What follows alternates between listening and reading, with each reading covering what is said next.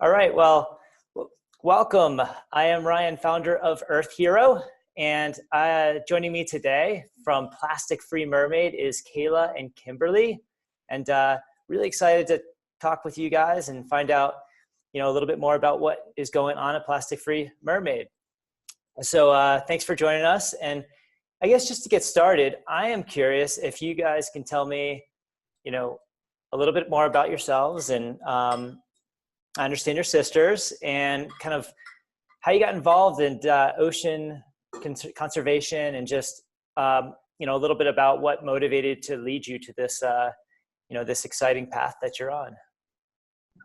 Yeah, so we're actually native South Floridians. So we're like born and raised in South Florida. And we grew up on the beach. We're like 10 minutes away from the beach, like in school, so we always go there after school. And we also grew up, I work on a beach at Dania Beach, and so we always like spend time on the beach. And Kayla can tell you more about how it like influenced us in education. Yeah, we went to a marine magnet high school and middle school where they taught, the magnet school taught everything about the ocean with the topography, the habitat, the animals, and the technology side using ROVs, underwater vehicles. And some of the things they would do is like a project.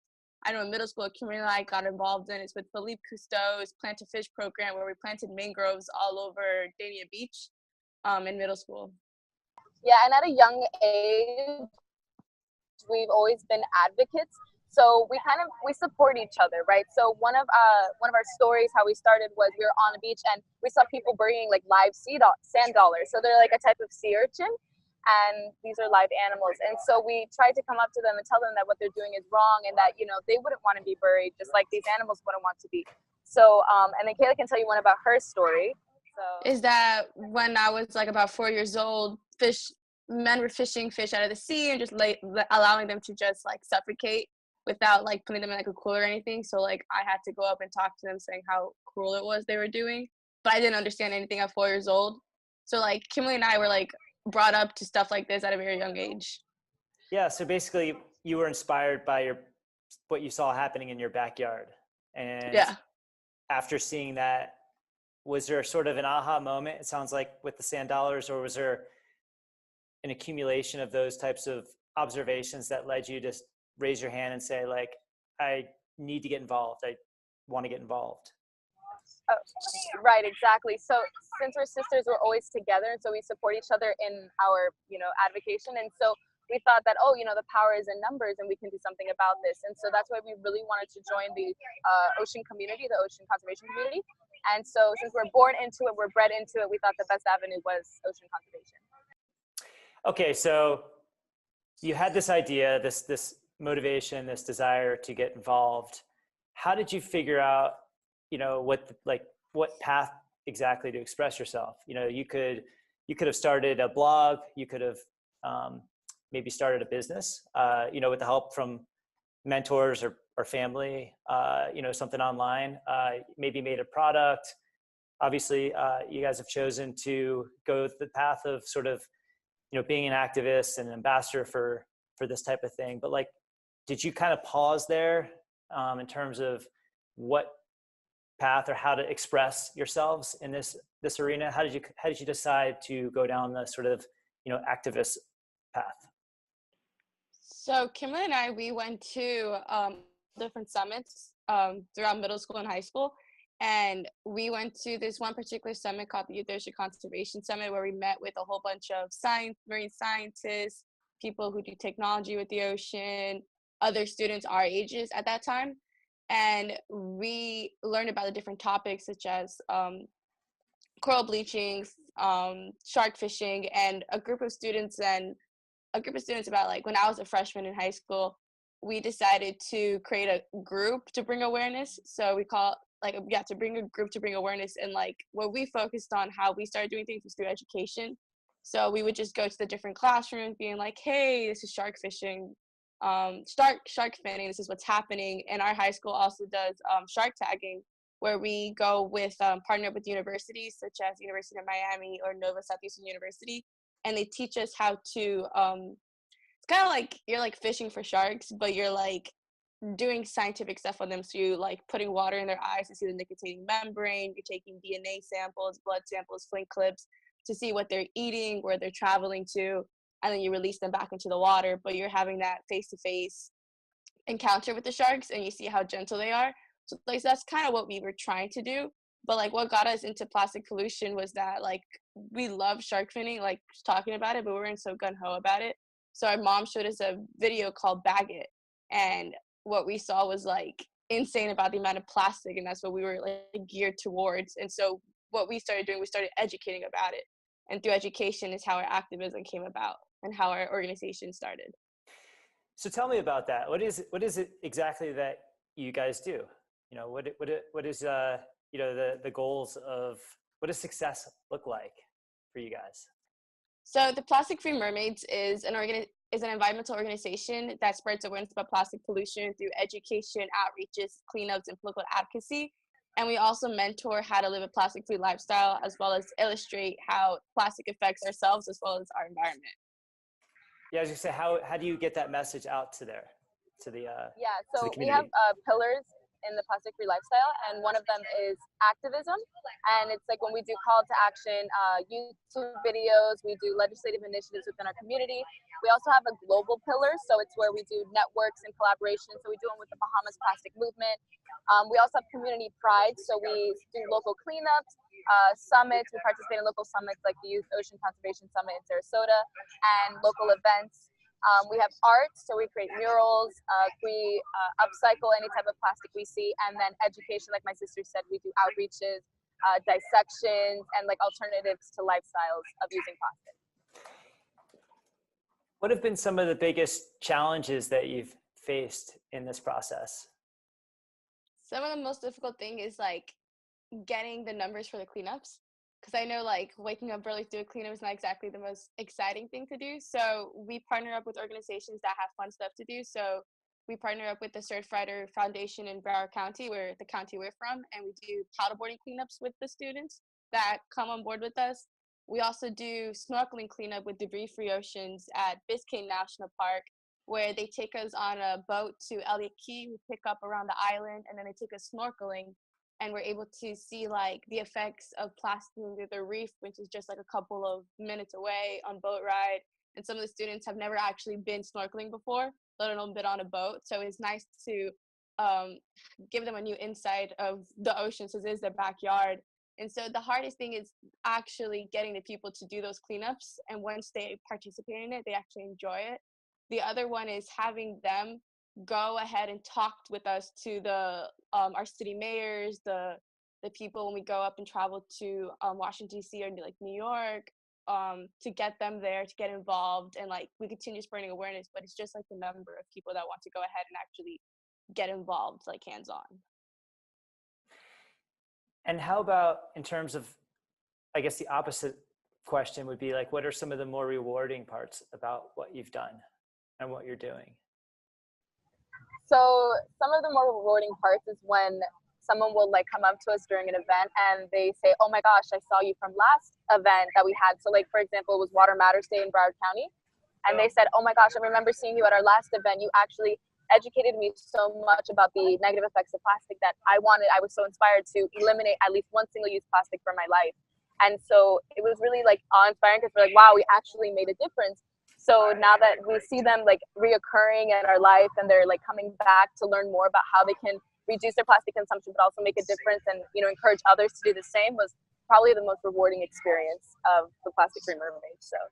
And also with our political activism, what we do is we go ahead and we talk to the city mayors. And I know Kimberly could definitely talk about it because she was just there recently with the city of Hollywood. They passed like an ordinance, I'm pretty sure, right? Yeah, so it's Hollywood right now, Deerfield Beach and Miami, they just started a drafting of the straw ordinances, trying to get them eliminated from our broad walks and our local beaches.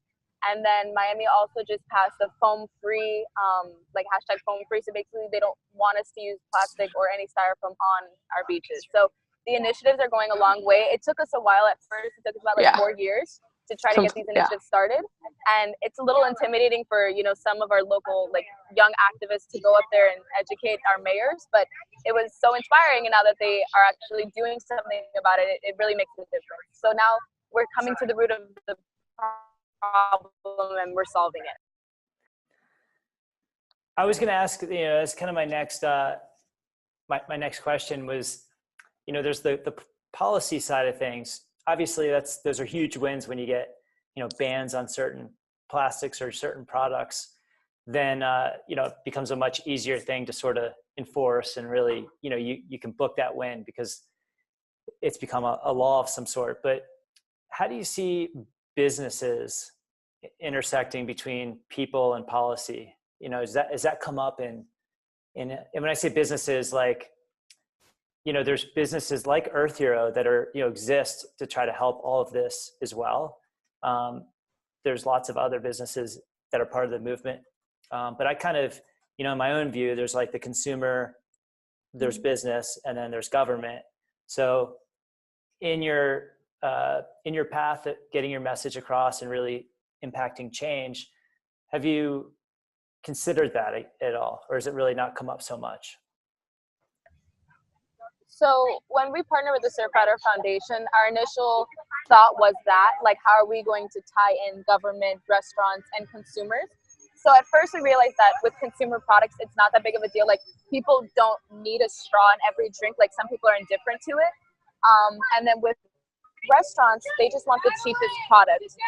Sorry, it's a little loud. They just want the cheapest product. So they're like, okay, how can we make it cost effective? Because we support your movement, we support it, but we want it to be, cost effective. So then with the government, it helps if there's an established ordinance. So then it kind of forces the restaurants to, buy into these like inexpensive products that are like environmentally friendly. And for Florida especially, it's difficult because they're right on the shoreline. So they really need to do these things. So we're educating them, but it really is mostly, it's just cost effectiveness. So we show them like alternatives that are cheaper than what a plastic product would be in long-term distances, not in short-term. No, it's interesting. I totally admire what you're doing, considering considering how young you are. It's like I when I was in high school, I was playing baseball, and you're out there changing the world. So that's it's just really admirable. Thank you. Yeah.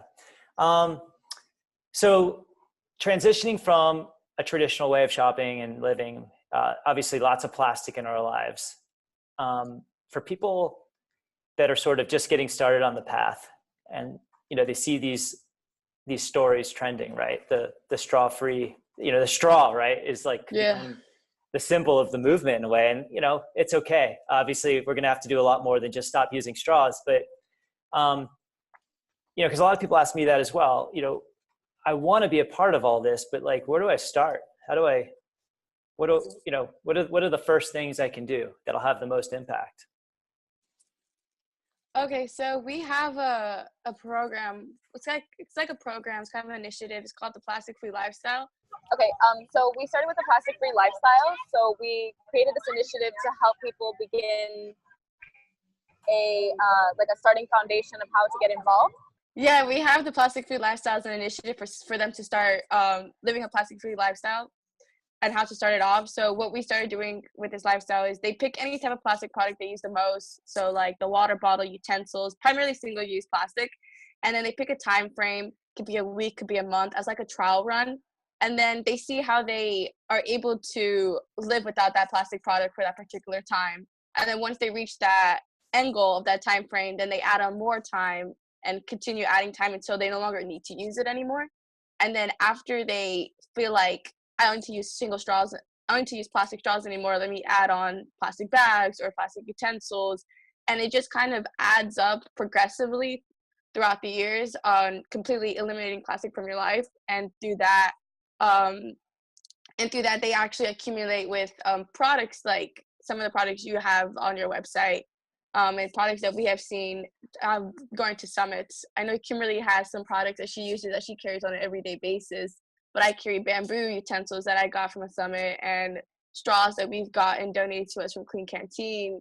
I know Kimberly has a foldable a metal spork that she carries in her pocket as well. I'm curious also, because this is another, the thing that comes up, plastic free versus zero waste. How do you, how does that, enter your conversations that you're having? And are people really trying to do one or the other or both? So they go together. Being plastic free kind of helps you live a zero waste lifestyle. So for us, like we buy products that or say for example, we have this reusable Ziploc bag that we got donated to us during the summit. And so instead of using Ziploc bags, we use that. And so like a cloth bag, we carry it in our car, or like forks. So we bring our own like Tupperware sometimes to restaurants. It's very rare, but we sometimes bring our own Tupperware or takeout products. We're like, could you put this inside instead? So also eating at home helps with the zero waste lifestyle and not using plastic. So you just have to be really conscious all the time to really try to eliminate both, but they go hand in hand together if you really, care about the. And once you like become conscious of it, after a while it becomes second nature, that it's a no-brainer of like living a zero waste lifestyle and a plastic free, since they are, what Kimberly said, they go hand in hand. And I guess like kind of a third category that enters this conversation is sort of sustainable products, right? Like, for example, clothing. There's a lot of conversation around traditional cotton versus organic cotton or things like that. And I know this sort of goes a little bit beyond what you guys are doing potentially, but I'm just curious in your personal lives, would you consider yourselves, like every time you go to buy anything, do you have this sort of inner dialogue with yourself, or how is that progressing in your own personal journeys? I say I do have inner dialogue. I'm pretty sure Kimberly does as well, and so does our family. When it comes to clothing, we are learning more about the different types of like you said, organic, sustainable cotton. Actually, some of our clothing contains plastic materials, so like we're learning more about that. But when it comes to like other products, it's a no-brainer to us. We don't really use plastic. We steer away from it. But when it comes to like clothing and shoes and sneakers and things that we're not exactly used to, it's a lot harder, I could say, for me at least, to try to get accustomed to that. Yeah, it's interesting because, when you buy, you don't think necessarily of plastics when it comes to that stuff, but like nylon or polyester, really at the end of the day, it's amazing how much plastic really gets injected into like so many products in disguise, Yes, no, completely. And traveling to these summits, we see students, students is they're my age, people our ages, tackling different products, like you said, with the polyester and then I forgot the name of it, like little bit of plastic that comes from when you wash your clothes. There's plastic that comes off of it and it gets filtered through the water systems because they're so small and fish confuse them as eggs. So like that gets into the system. So like going to these summits, we're like brought awareness to that type of stuff. Yep. But yeah. No, it's amazing. But well, I think I absolutely love what you're doing. Down in Florida too. It's very, very relevant, I'm sure, just surrounded by so much ocean line and shoreline. And I guess the only other question that really comes to mind is where do you see this all going? Where do you see the movement 5 years from now, 10 years from now, or maybe next year? I'm just curious, like, how do you frame this up in your head as you guys continue to do what you do and promote the messages you're promoting? If you were to live a full life and looking back, at that point, what do you think we'll accomplish in that, between now and the future? In the next 5 years, I say not in the next 5 years, but like in the next 20 years as a whole, we're going to have a complete change in our legislation system across the entire United States as a whole on banning plastic as an entire thing, based on how everything is projected, especially what Kimberly and I are doing and all our other friends around all over the world, especially in the United States and different states that we have in the United States. We're going to definitely make a legislation change for the entire United States as a countrywide ban on plastic. I'm not exactly sure what kind of plastic just yet, but like based on how everything is going, it may be straws, maybe bags. I know Florida right now is tackling a lot with bags, trying to because we cannot ban plastic bags because of different legislation, like laws that have been passed for that. Yeah, and also there's a lot like scientific movement in a sense. So like we're finding different alternatives of ways to use not use plastic. So for example, we 3D print in our school and we use polyfilament.